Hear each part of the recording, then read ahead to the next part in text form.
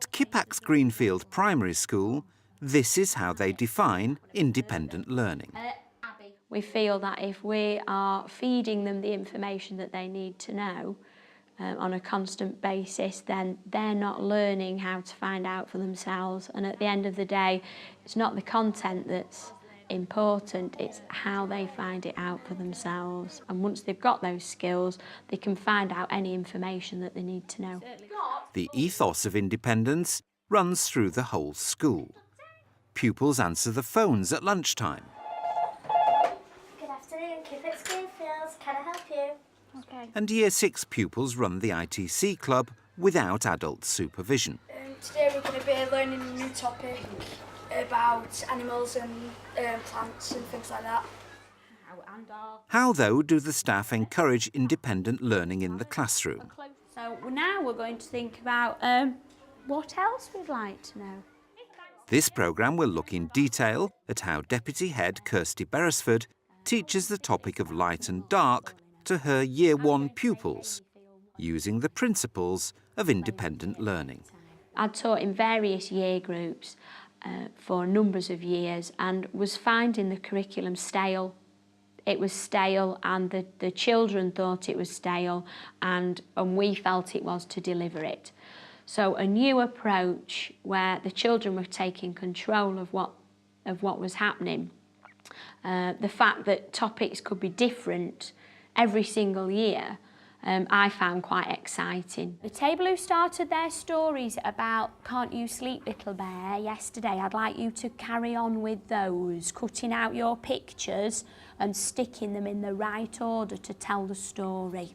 We're teaching in Year 1, the children is really their first real year in school where they're down to sort of more structured activities in school. So to promote their independence, a lot of it to start with at the beginning of the year is just organising themselves, finding their own equipment in the classroom, finding out, asking them where they think they can find the answer to different questions, and encouraging them to work on their own. So what we need to do first of all is to think about what we know already about light and dark, and we'll write all those things down. What we did was start to brain shower the children at the beginning of a topic, which meant that they all put their ideas down. You know, last night I saw the moon. Did you? And that's one place we can get light from, isn't it? That was guiding your way last night, was it, while you were trick-or-treating? Excellent. Right, so we know where light comes from. So where does dark come from then? Jake? From the sky when it's bedtime.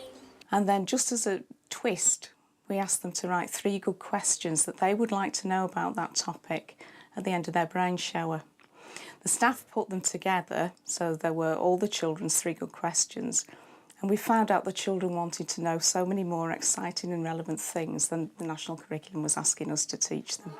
Yesterday, when it was our day at top, it stopped raining and we saw the rainbow. Did you? Excellent. Right now. Yeah, you can write. So how are rainbows made? So you do your question mark, Alfie. So do it on here. Yes, please. Yeah, that'd be super, Alf. Little line and a dot. So basically, we had a child-led curriculum. The children were involved in planning things that they wanted to find out.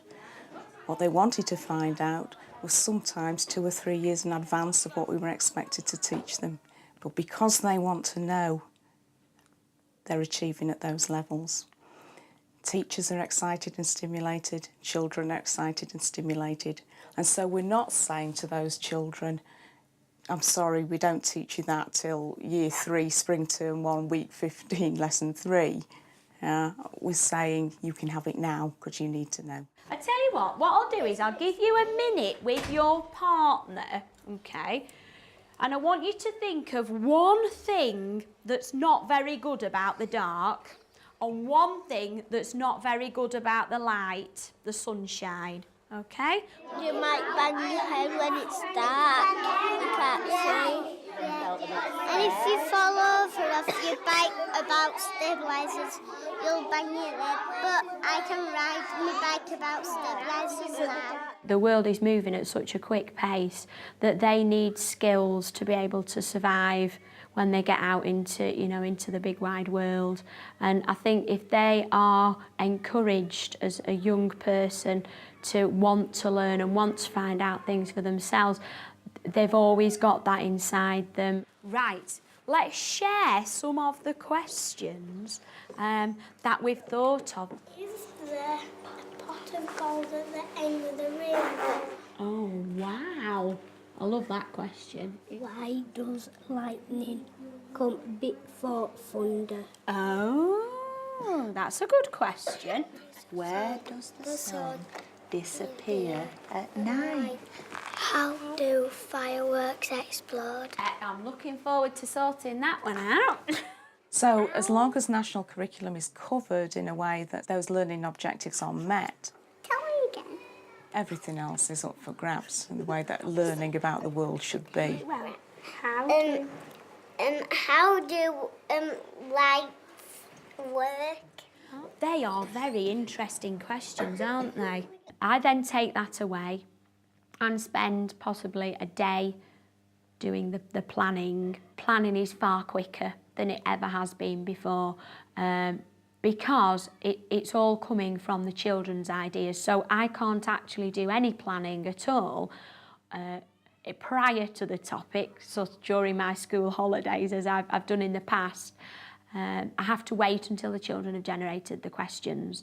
Once those questions are generated, it probably takes maybe a whole day to plan an entire half term's worth of work. It is far more quicker than planning has been in the past. So what was your idea, Alfie? If we don't go to school in the morning and we keep in bed all morning, we miss school. Oh, would that be a bad thing?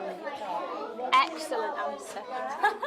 So far with independent learning, I've taught it for two full terms, and in that, which has been 4 topics. And in that time, I've never had to back up with any of my own activities. What the children have come up with has actually been in excess of the time slot. I think Miss B can have a holiday for a term now. You know so much about the light and the dark, don't you? That is an awful lot before we even start. As the topic moves along, the pupils create a circuit capable of lighting up a bulb. The work's racing ahead of what might normally be expected at this stage of Year 1. But that's because the pupils are asking to do it this way. This week, we are going to start answering some of the questions that we asked last week. But allowing pupils such control does present logistical problems for the staff. Short-term planning is a bit more difficult because it relies very much on what the pupils' contribution for that day and what they want to learn and what you see individuals doing. So, for example, children may not be grouped in the same groups at all for anything. The teacher, as they're going round, will see that these 6 particular children have got one area that they need teaching but could be put together. There could be some children who were working individually, like a Year 1 child wanting to make a chassis for a car, and I know that that's the DT lesson in Year 4, so the Year 1 child will access the Year 4 lesson. So basically it's very, very difficult. Sometimes it could be 30 individual lessons, and sometimes it can be groups, and sometimes it can be a class lesson. But what we're finding is that short-term planning is now done through discussion with pupils. And we're going to answer Beth's question this week. And Beth wanted to know how the electric lights work in the ceiling. So we need to work out how the electricity gets into the lights, don't we now? And then we're going to do 2 activities, okay? The first activity is going to be, I'm going to give you some electricity and I want you to make a light bulb light up for me. But I'm not going to tell you how, I want you to work it out. Do we need all them? You might not need all of them, Liam. I want you to work out which you do need and which you don't need to make your circuit. So I want you to make the bulb light up. My job is to teach them the skills that they need to be able to do that activity.